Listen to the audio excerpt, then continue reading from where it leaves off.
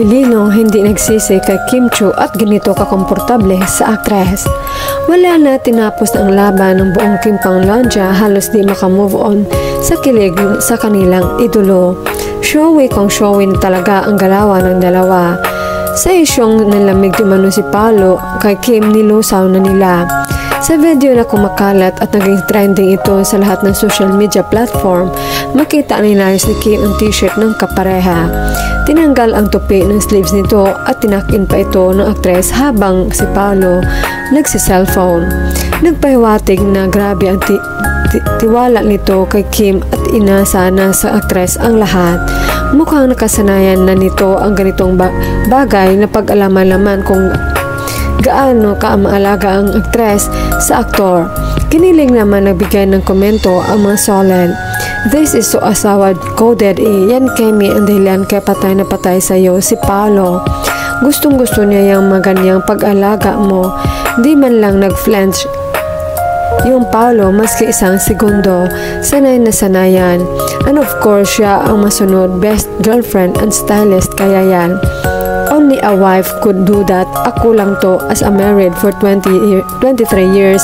They are not just. Gusto niya na nakatakin at ayaw niya naka-fold ang sleeves. Wala namang reklamo yung isa.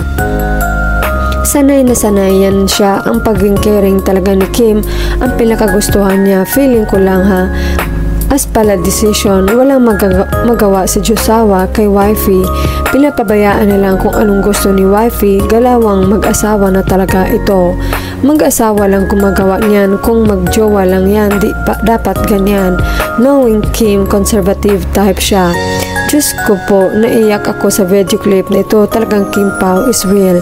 Mahal na mahal ko kayo mga anak. Sana di kayo magbago. Magmahalan kayo hanggat matanda. Nako, kasama mga anak ninyo.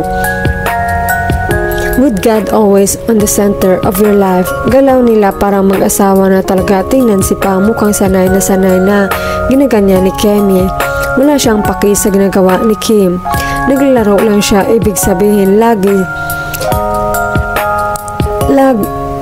siyang ginaganyan ni Kemi. Ipinapakita pa ni Kim sa madlang people na siya ay pagmamayari ng isang Paolo ang kanyang heart. At para walang lalapit na boy sa kanya na manligaw, ganun din ipinapakita na rin ni Kim. Wala na nang makakalapit na girls kay Pao dahil siya na ang babae for life na. Magkasama ni Pao habang buhay. Yan ang duty ng isang asawa, kaya bashers, pikit mata muna kayo. Sakit tingnan, diba?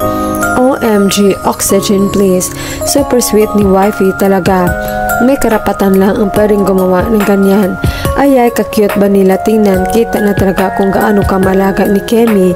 Kaya si Pao ay lalong kumikinang. Ang kanyang love sa prinsesa Chinita niya. Hindi niya yung ginagawa sa mga ex niya. Pinagluluto lang niya.